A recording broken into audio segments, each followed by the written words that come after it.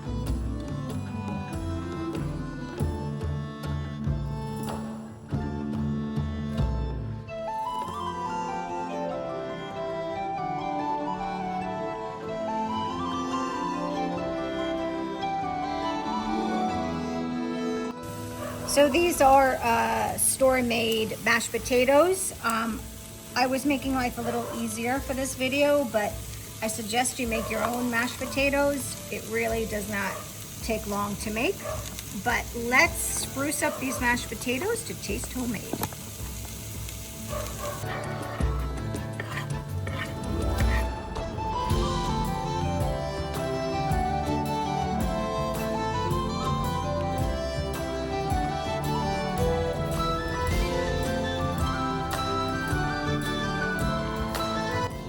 The recipe calls for 2 pounds of cheddar. I have 1 cup of cheddar, and I thought it would be nice to use Swiss cheese. No, this is 1 cup, 8 ounces, not 1 pound.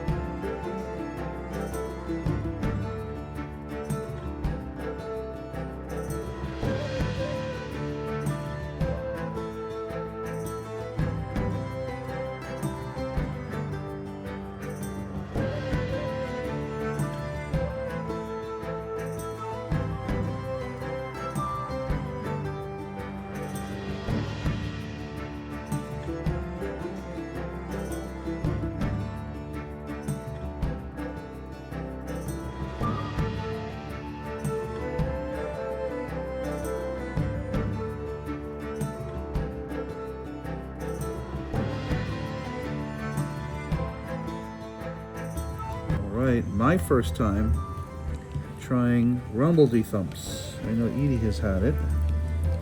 I have never had it. So here we go.